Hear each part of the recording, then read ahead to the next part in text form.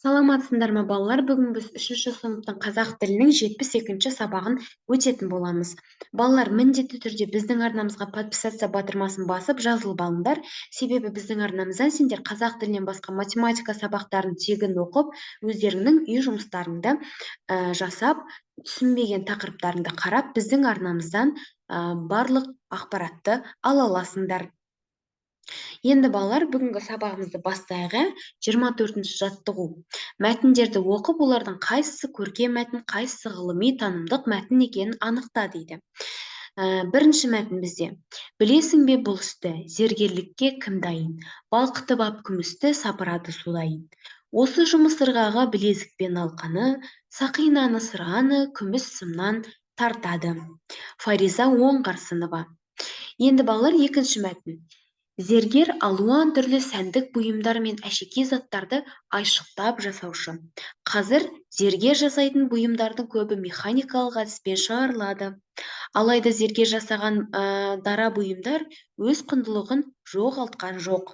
Қазақ мәдениеті энциклопедиялық анықтамалық дейді.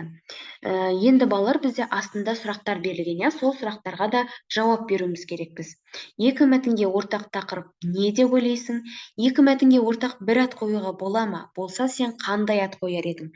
Үшінші сұрақ, мәтіндердегі зергер, зергерлік сөздеріне сұрақ қойып, оларды зат есімнің негізгі және туынды түрлеріне ажырат дейді.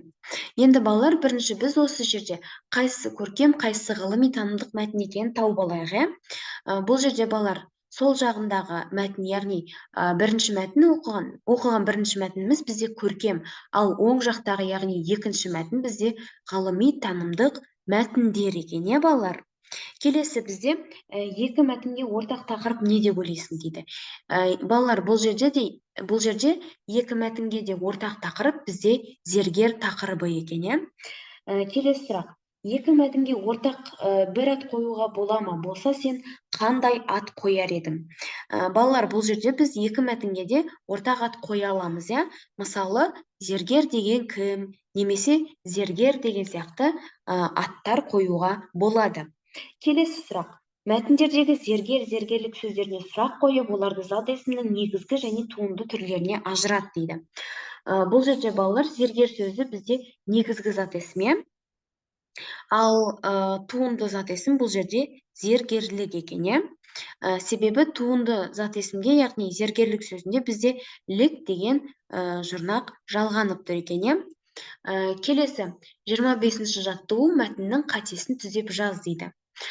Алтын мен күмістен әшекей бұйымдар жасайтын зергерлер ел ішінде аса құрметті болған. Олар әйелдерге арналған сырға, сақина, білезік, белдік, жүзік, ал ерлерге арнап кісе, шақша, балдақ жасаған. Зат есімдерді тауып, олардың қайсысы негізгі, қайсысы туынды екенін айт дейді.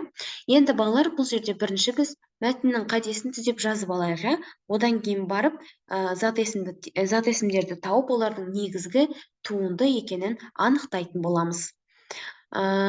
Бұл жерде балалар, бізде зергерлер және сақина деген сөздерде қателер кеткен. Сол сөздерді дұрыстап қатесін, яғни түзеп жазамыз. Яғни, алтын мен күмістен әшекей бұйымдар жасайтын зергерлер ел ішінде аса құрметті болған.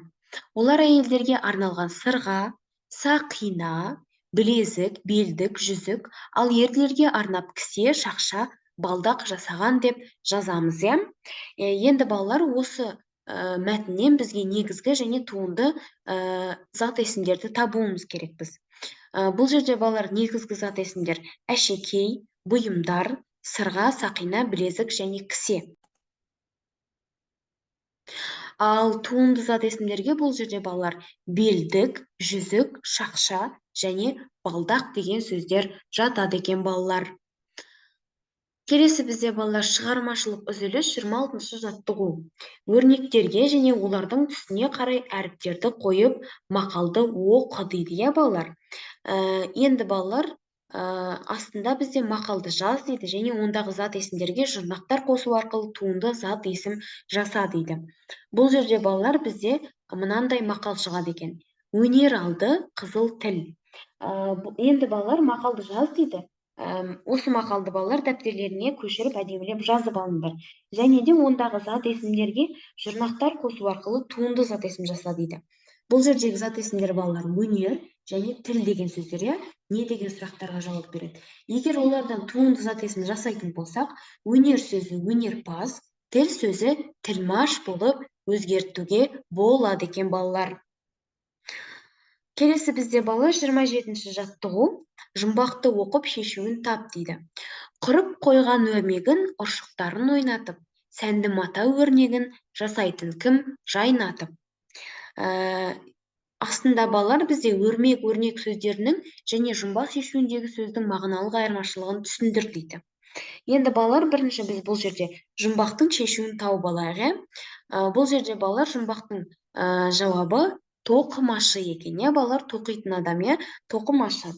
Енді балалар өрмек, өрнек сөздерінің және жұмбақ шешуіндегі, яғни тоқымашы сөзінің мағыналық айырмашылығын түсіндір дейді. Бұл жерде балалар өрмек сөзі алаша, басқұр, қоржын, кілем, тағы басқа тоқитын көп деген бөліктен тұратын күрделі тоқыма құрал екен. Ал өрнек ол ою өрнектің бір түрі екен. Ал тоқымашы дегеніміз бізде тоқыма бұйымдарын жасайтын шебер екен, яғни тоқыма тоқитын адам, былайша айтқанда. Осы өрмек, өрнекті қолданатын адам, балалар. Балалар, осымен біздің бүгінгі сабағымыз аяқталды. Міндетті түрде подписаться батырмасын басып, біздің арнамызға жазылуды ұмытпаңдар.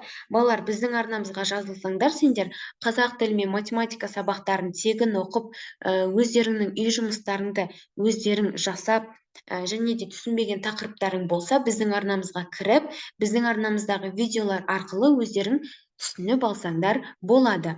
Балалар, сендерге сәттілік тілеймін. Келесі кездескенше сау саламатта болыңдар.